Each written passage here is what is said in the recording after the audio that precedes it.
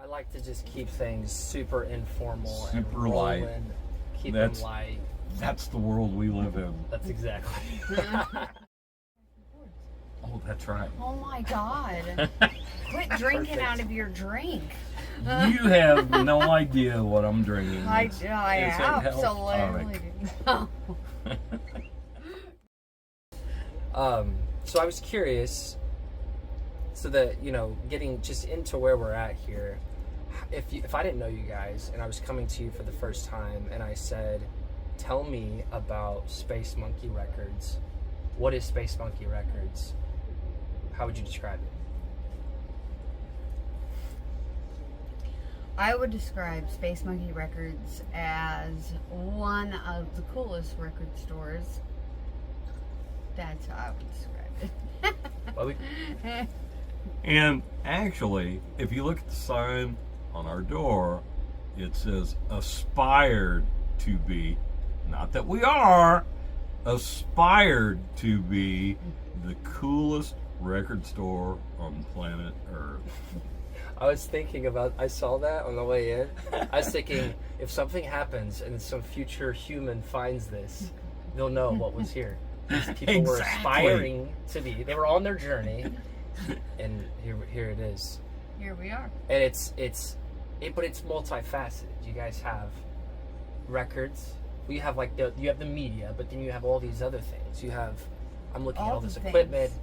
I know there's other buildings here. Are there only almost like a So, campus? if we technically talk about what is Space Monkey Records and what do we do, we have all music media, and then we host live local bands once a month for free. We On have the roadkill. on the stage. Roadkill stage in our second store. And between both stores, we have probably the largest selection of home audio components and turntables within hundreds and hundreds of miles. I don't know where else you would find a bigger selection. We have a lot. We have a lot going on everywhere, from the ceiling all the way down to the floor. Yes. We really do. And there are probably 4 facets to Space Monkey. We got the music media, we got the home stereo gear, we've got an art concept going on, because there's a lot of various forms of art, whether it's framed or just weird, trippy stuff. And then the last, and perhaps the most important segment, is fun. F-U-N, because I believe that good music, good laughs, and good fun go hand in hand. And for those of you keeping score, that's 3 hands. So where does this ethos come from, Patrick? Where does that? Because it is baked in. I mean, when you walk in the building, it radiates an energy about it. It's not just a store. It's One of the best, a vibe here. really one of the best compliments that we can get goes way back. Jump in your way back machine to 50 years ago, when Mr. Bob Foltz had a little store in downtown Evansville. I'm not talking about North Park. I'm talking about downtown Evansville, that was called Foltz City Boutique. And the place was just incredible. I was about 15 years old when I fell in there for the very first time. You step in these giant wooden doors that were all like hand carved. I mean, it was like the front door of a mansion is really what it was like. And then you step in and the music hits you, and there's like shag carpet on the wall, and you smell the incense, and there's record bins as far as the eye can see. You look over to the left, and there's these cute little teenage girls beading earrings and necklaces.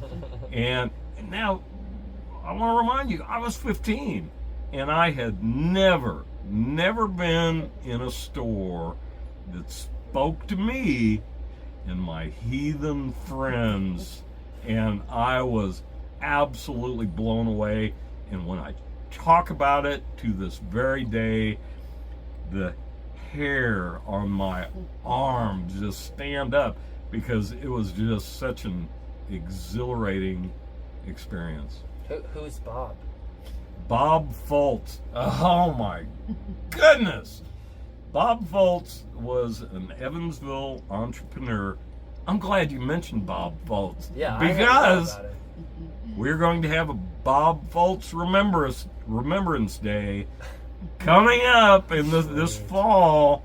But Bob Foltz was the man responsible for not only Foltz City Boutique, but also Funky's nightclub, which was the largest nightclub in the state of Indiana.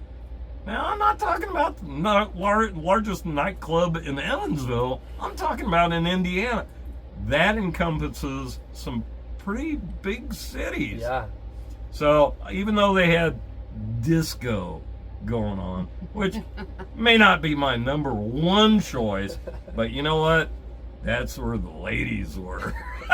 And that's where you met your wife. And that's where I met my wife. Oh, And wow. So Great. so Bob Foltz had like a double impact on my life.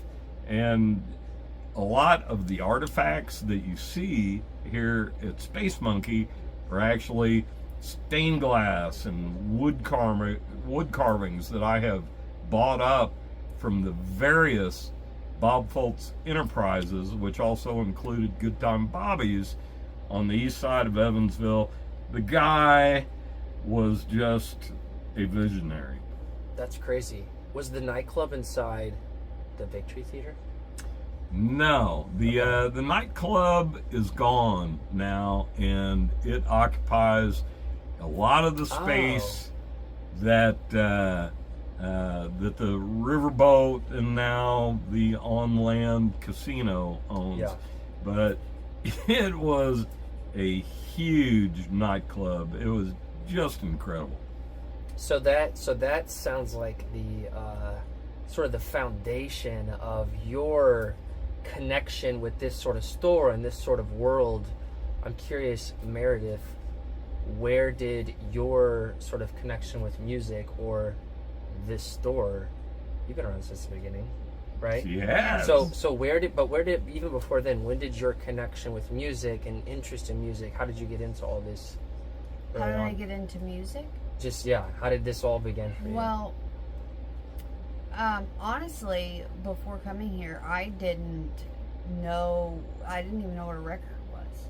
I mean, obviously I knew what a CD was and cassette was and all that, but I didn't know anything about, any of this at all. Yeah. I've always loved music. It's gotten me through some of my darkest times, and but I just kind of fell in here, and that's a story of its own. Yeah. Turns out she's a quick study. I know. I've seen you browse bins or look up records on catalog and see if we have this in stock. I feel like so how did you how'd you get here? Tell them the story. So I love to work. And that was always, and then I stopped working, and I was a stay-at-home mom, and I hated it. I to be honest, I just did. Yeah. So I got on Craigslist, and I was looking at gigs, and I don't even know I have no clue what it was even really for. I mean, I know it was for the store, his ad, but I don't know. Where was that ad at? On Craigslist. I said that. What was it was it was a under classic gigs. Pat style that we see today? Did it look like It was just an ad. I don't know even Yeah. what it said. I don't even know what the position it was for. I have Okay. no clue. I just know that I was like, this sounds cool, music, whatever. Yeah. And so I sent an email to him, and he gave me a call and said I stood out from everybody else. Cool. And so I came in here to an empty store. And yet he's dying to tell you that I was very brave to come into an empty store with no security cameras where I could have gotten murdered. Yeah. But anyways, I came here and the rest is history. We kind of just built it together. Yeah, it's wild. I saw an article in Evansville Living, I think, for 2019, and a young Meredith was doing something in the corner. I don't know. There was a picture of you. I'm like, oh, it's Meredith. She's been around forever. I mean, yeah. I mean, I've been here since it was empty, and it's really cool. I love it. And what's funny is, if you ask AI who is Meredith Roush, Yeah. it tells you that I took a Craigslist ad and turned it into a thriving career. Turned it into gold. Gold. That's a great answer. It's, I what it says it's exactly. hilarious. Yeah. That's awesome. You know, I have to point out a few inconsistencies in her story. Yes, she responded to a Craigslist ad, but yeah, I remember early on telling her, wow, that was a really risky move, coming in, talking to some old codger that you didn't know from Adam. You know, weren't you at all, uneasy with that? She says, well, I told my grandpa where I was going. To which I said, yeah, but you never showed up. And there were no security cameras back then, so who's to say? Oh my gosh. That's classic. Kill. So Pat, you've been doing. You were a DJ before. I was. And What's your story? Yeah, what's your story? I describe it like this. I guess, if we're going to go back in time, I'm an entrepreneur, and I've probably had, I don't know, a dozen different businesses over the years, because my wife has a real job. Some worked out, some didn't. Some was sold off, some crashed and burned. It's, a typical story of an entrepreneur. But the problem is that I have the heart of a musician. The problem is I got no talent to go along with it. I got zero musical talent. So myself, being a fairly creative lad, I figure out ways to be involved. And that creative process started about 20 years ago. And I thought, man, it would be really cool to be a private party DJ. So I had some friends that were kind of doing that and tagged along. I said, yeah, that's pretty cool. You're spinning the tunes and you're getting paid to watch pretty girls dance. Yes, yes, I can do that. So, I had as my side hustle, I had a DJ, a mobile DJ company, and on a really good night, I may have four DJ gigs going, because I had other DJs, out there hustling. But the dirty little secret is that in the mobile DJ business, there's a lot of hustle. So when you get to be an old guy, like I was approaching that threshold, I had been involved in LP sales for the best part of 20 years, because I don't know, it's just what I like. And so I was involved with the vendor mall sales, and it was perfect because I could drop the LPs and the bins, blow in, blow out. They had cashiers. I didn't have to worry about it. So about the time that my DJ stuff was like really starting to wear and tear, I know to look at me you would think, guy's got the physique of an athlete 20 years younger than Yeah. well, okay, that may be an exaggeration. Anyway, I said, man, I'm not going to be able to do this mobile DJ thing very much longer because it's starting to catch up with me. And I thought, bing, okay. Well, you know, the very thing that I shied away from, which was having a brick and mortar where I would be a ball and chain to, actually started sounding pretty good, you know, because, you know, even though I was getting to retirement age, the problem is I'm just not very good at doing nothing. So, I thought, well, how do you see a record store in your mind's eye? And together with Meredith, you know, we kind of figured it out, you know, and put together a record store as I see it in my mind's eye with a youthful twist. It's beautiful. It's beautiful. So, take me back to when it first started, when you guys first are in this empty building that Meredith walks into. What? So treacherously. Yeah, so treacherously on her own. Where do you even begin? I mean, I guess you had some crates maybe with vinyls or something from the. Where do you even begin? So There's a ton. I mean, well, we had can't like see it boxes or and boxes and boxes. Cardboard boxes. Yeah, of they had these records beautiful- that, of just so many records, and you just start going through them and sorting them, and then really. Where'd those come from? Those came from the vendor mall excursions. Me and Meredith crafted these beautiful crates.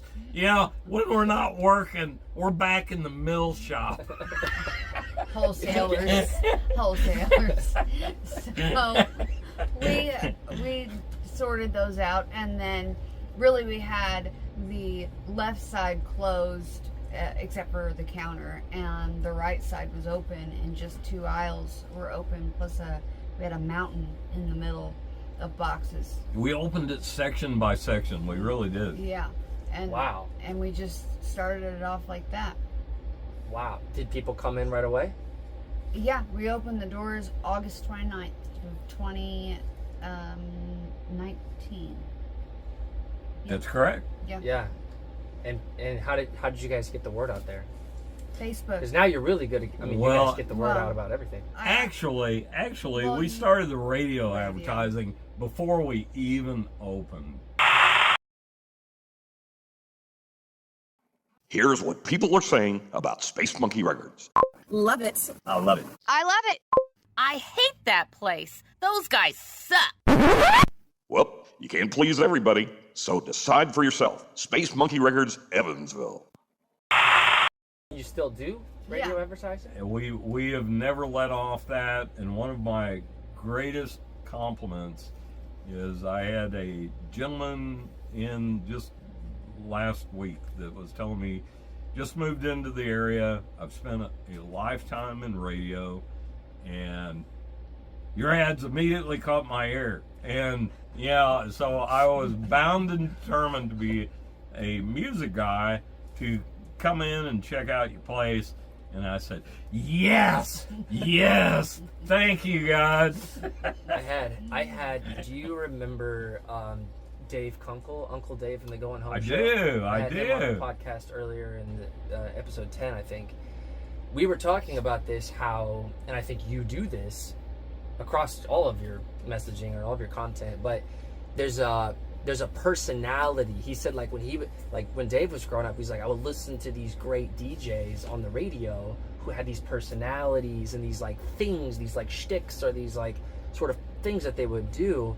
and maybe that's what he heard, because there's not a ton of that today. Like, people, I don't even think people are trained in that sort of. It's very homogenized these days, and Yeah, kind that's of boiled down. Sometimes we're, I don't want to say crass, but we're not always family friendly. I mean, overall we try to be, but it's an adult environment. Yes. Yeah. I actually really respect you guys for that, for holding that stance. Like, Damn right you do. Absolutely. Absolutely. Well, it's funny because I was talking to somebody earlier about bands who, once they reach success, they will start like, okay, we got to get our shit together and be a real band. And that's when things will begin to decline, because people are like, we don't even know who the fuck, we don't even know who these people are anymore, And so I think that, I was thinking about that as it applies to this store. It's like, you guys are yourselves through all of this journey. That warts and all, baby. Yeah, We are absolutely ourselves. Yeah. And that could be a good thing, or that could be a bad thing, but it is what it is. So, well, in that lane, tell me about your customers. Tell me about your regulars, people dropping in. Tell me about like who comes to Space Monkey. Coolest group of people in the world. Ah! There is no demographic. There is no. I mean, literally from children and to 100-year-old people. I mean, People no on joke. walkers. People on walkers. Honest to God, that happens. Yeah. I mean, it's people that we have stools for children so they can look at the cassettes or CDs, climb up. Yeah. And there is no demographic. Our customers are great.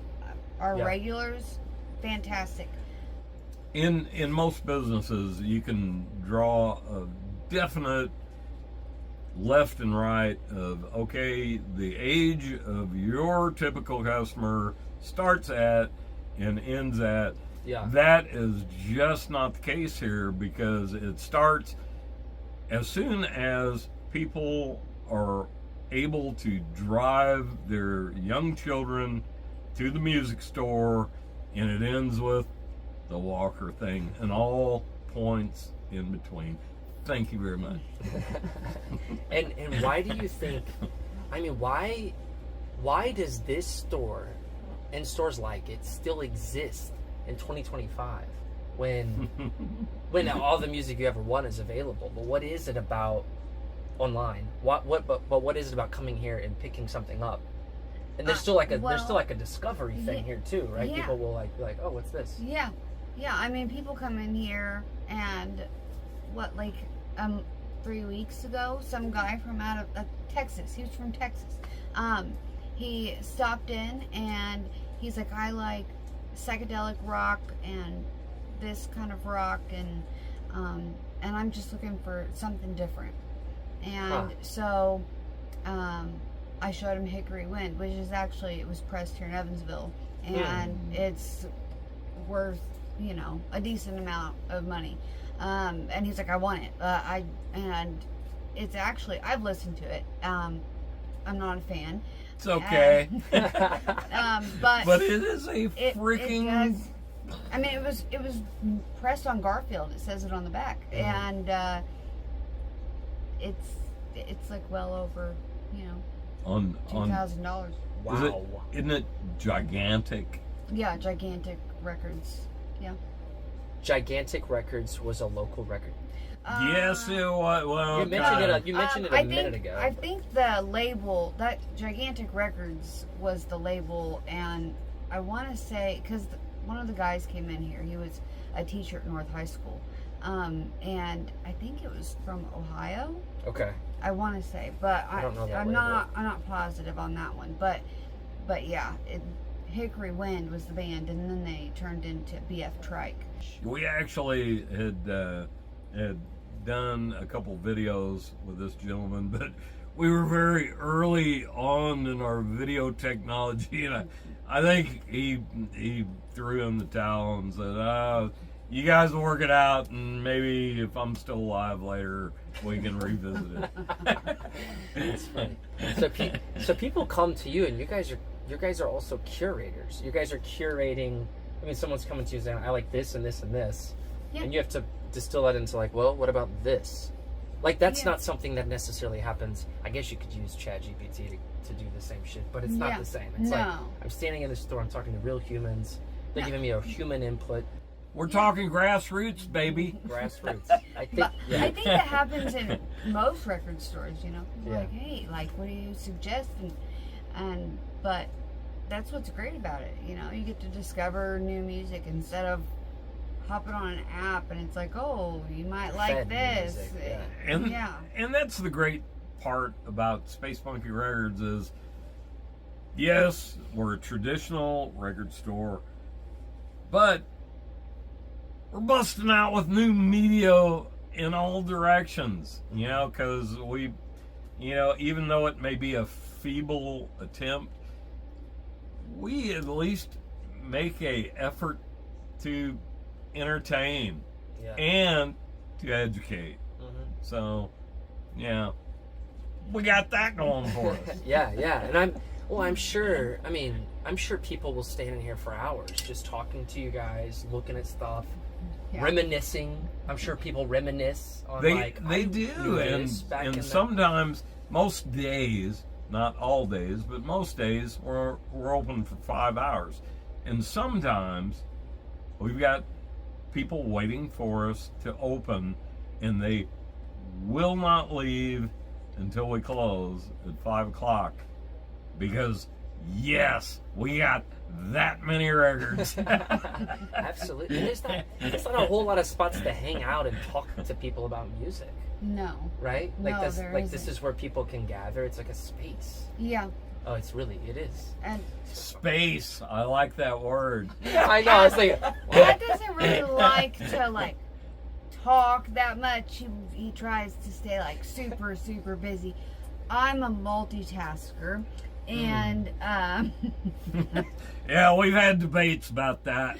I'm a multitasker. So I mean, I can work and I can talk at the same time. Yeah. And so I feel like I've kept the ball rolling on the people thing because he doesn't always want to talk. Yeah, you know, my That's a fact. gift, You know it. my gift is surrounding myself with people that know more than I do. yeah.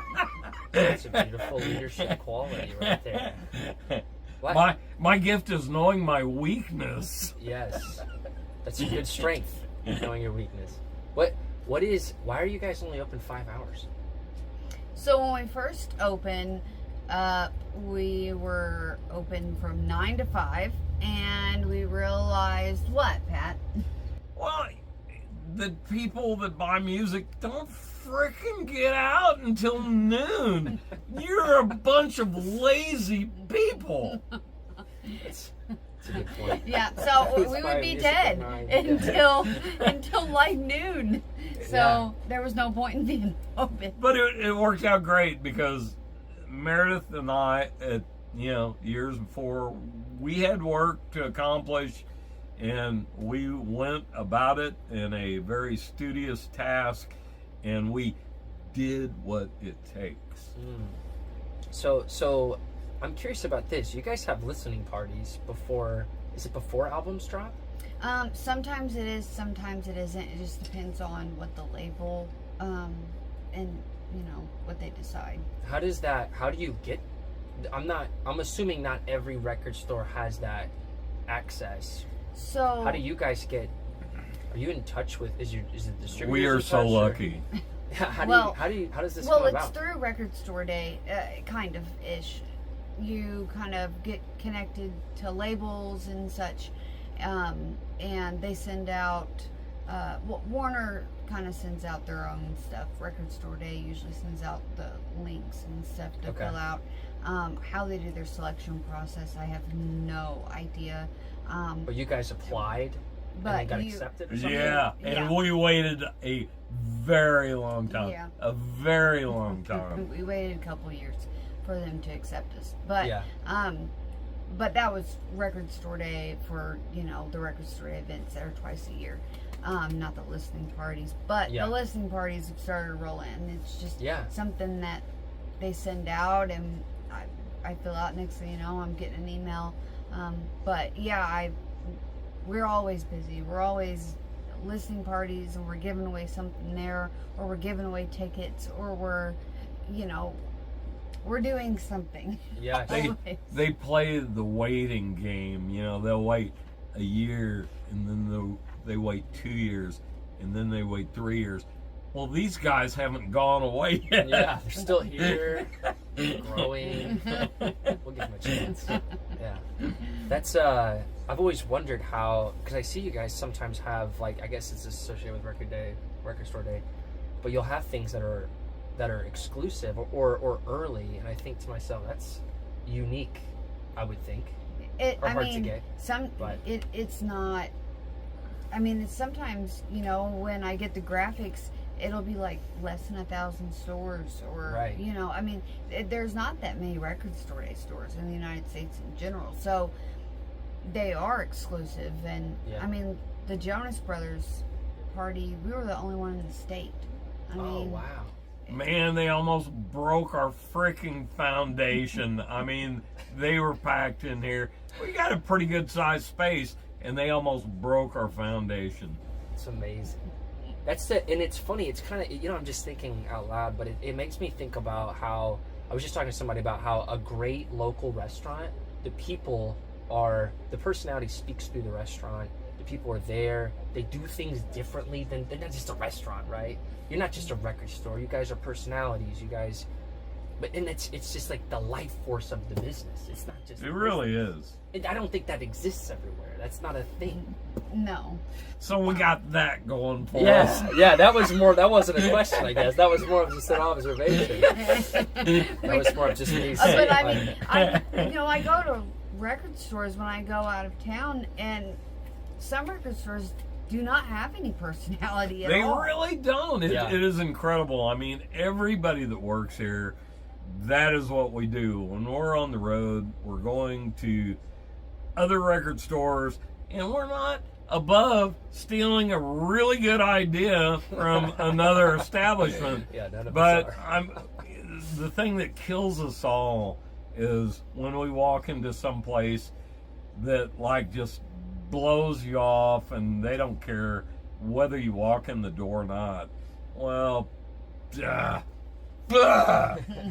God. Yeah, that's true. I think that, that's exactly what makes you guys who you are. That's what makes you guys different. Where do you get a guest? where do you get your so people bring you stuff and you buy from them, like people you'll buy records, but where do you, like, you guys, I mean, if I'm not mistaken, like, you guys, your stock is grown to like over 250,000. That would be low. How much, like, record, like, let's just say vinyl, CDs, cassettes? I don't know, 600,000. Holy. Or more. Probably more than that. Probably more than I mean, we acquire our stock from a variety of sources every day.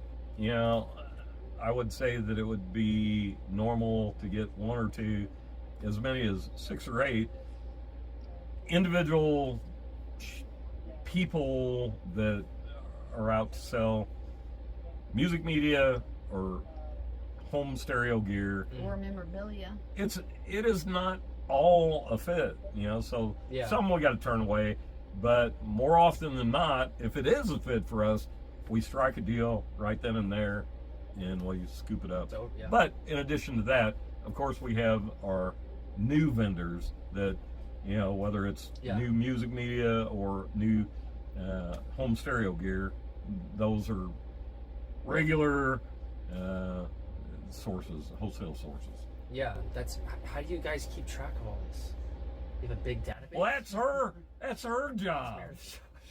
She is keep track. I price, and now we have a system. Now we Okay. have a barcoding system. I mean, to even know, so to buy something, and once you guys buy it, you're judging it for, like, I've seen you guys, you did a video on the Beatles record that had shit, I forget what it's called, but it had the Butcher album, Butcher baby. album. Yes, you guys did a whole thing of the state of the. Isn't that what it's called? The state. Yeah. And I had never known about that, and that's the part of education that you guys do. But even knowing that stuff, did you already know that, or you had to go like learn that? No, we knew it. No. Okay. Yeah. Part of our gig. Yeah, See, that's. yeah. I mean, that's one of the things, especially the Butcher album, because it's popular. You Yeah. know? It's a big thing. That's the thing. Yeah. Guess there just Yeah, wasn't everybody, too- because the yesterday and today, even the ones that are just, you know, the reissues with the Yeah. cover that everyone sees, it still looks like a paste over. And so, I mean, there was just somebody in here saying, I was going through and I thought that, you know, I thought that's how it was for the Butcher album, so I thought, you know, I really found something out of my parents, and it wasn't. That's just how they're made. And I mean, there's so much you have to look for. There's so many small things. It's so complex. It really is. Yeah.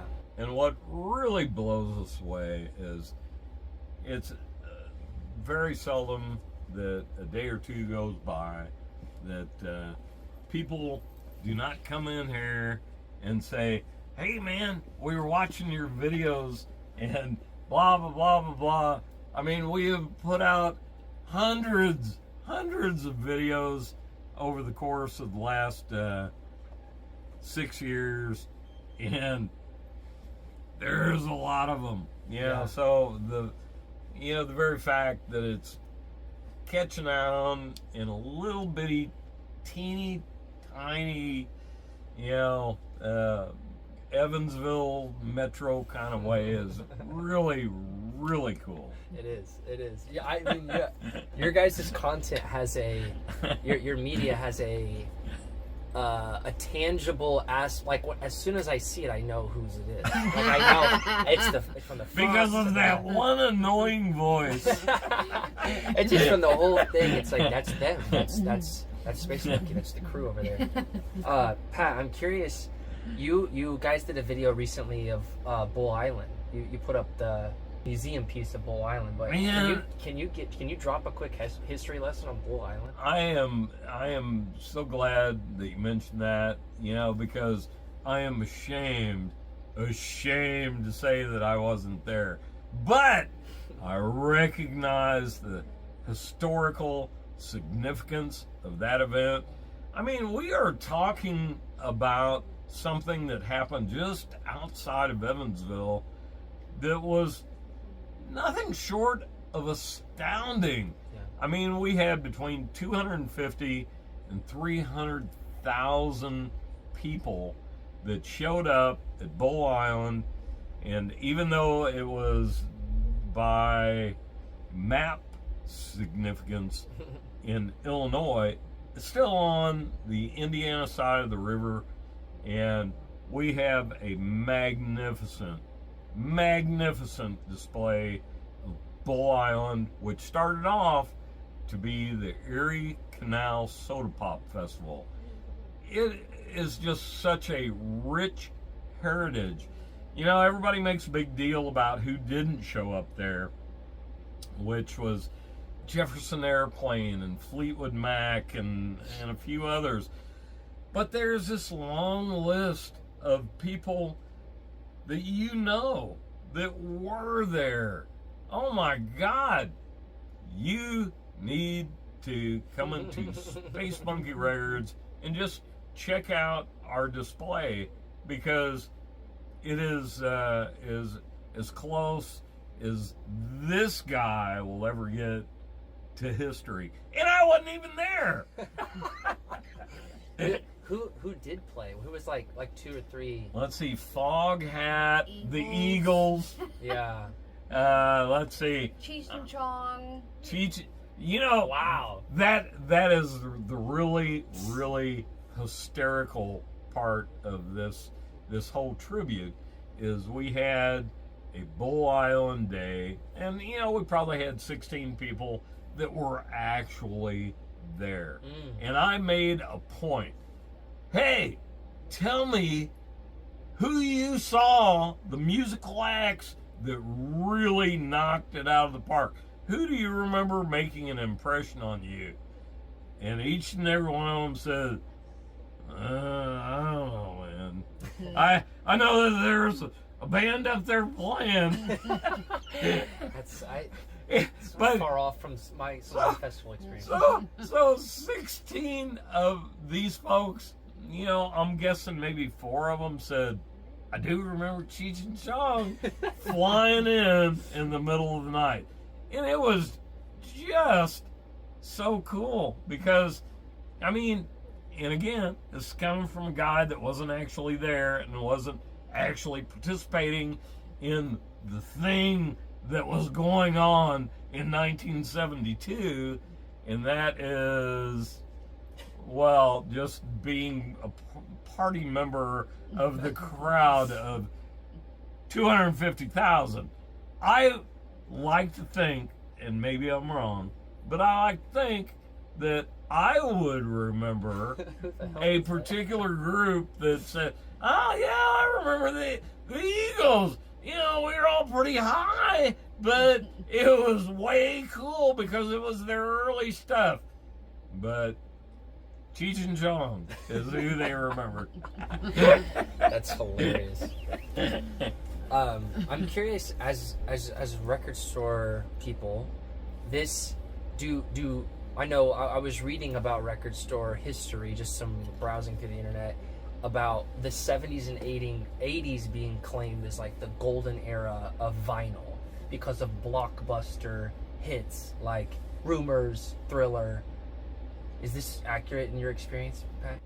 Well, I would say Thriller may be a little yet to come, but absolutely. I, for one, thank God that I was born in the dawn of classic rock, because that's where all the real action and all of the let's see, how would you say, all of the root enthusiasm and root,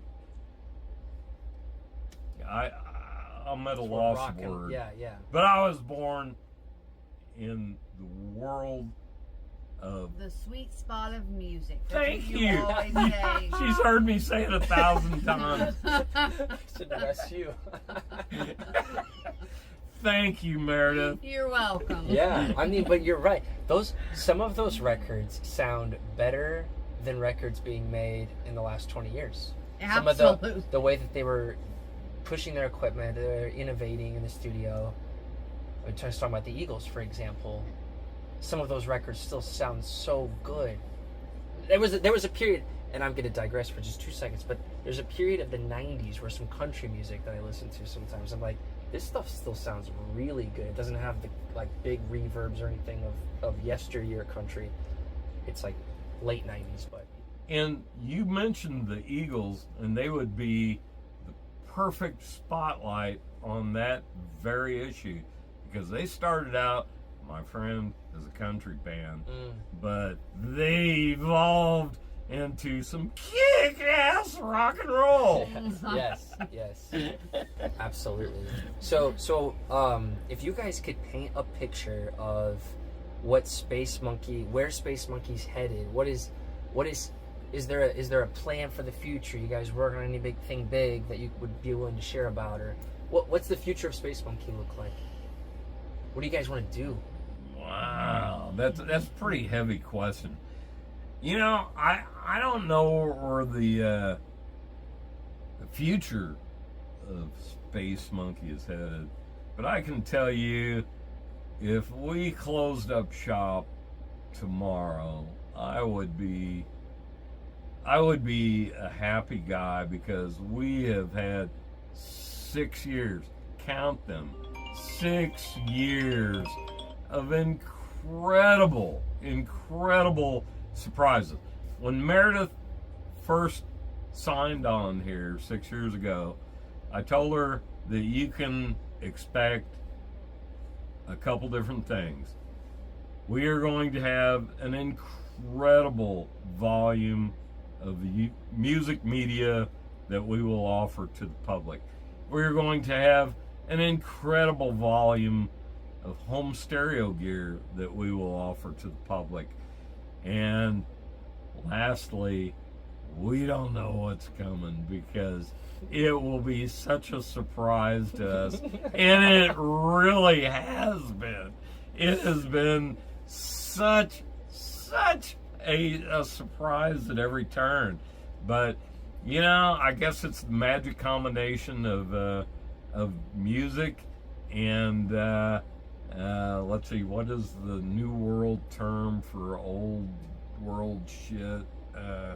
Like a nostalgia. Nostalgia. Vintage, yeah. Nostalgia. We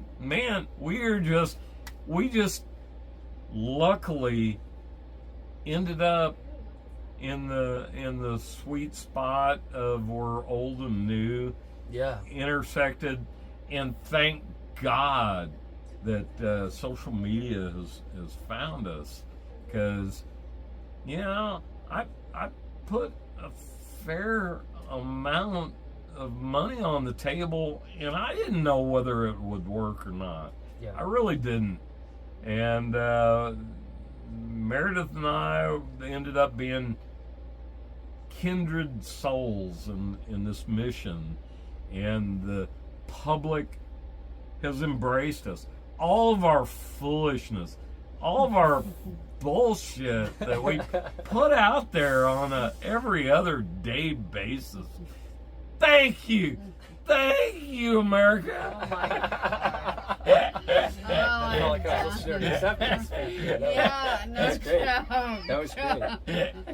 That was great. No, what I hope to see is to for that east side location that we had spoke of once upon a time. Yeah. Okay, I have one more question. Pat, when you walk into this empty store in the morning, you're opening up doors, you're coming in, do you sense that do you sense that same sort of feeling that you used to get when you walked into Full City Boutique? Do you feel like you have come full circle to some extent? That is a very high bar, but yes, I do. And that is fostered along by people through the door and we hear it time and time again. Oldsters, not younger people, but oldsters that walk in and say, "Oh my God, I feel like I'm in Full City Boutique." And that is like the greatest compliment that I can get. It really is. Now, I can tell you that we have one more trick to pull out of our bag, and that is that recently we've shown videos where we have these faux tattoos that open the cyberspace and transport us through time and space. That's the key. Our little round logo, although it has been falsified and faux in the past, well, we're going to correct that wrong.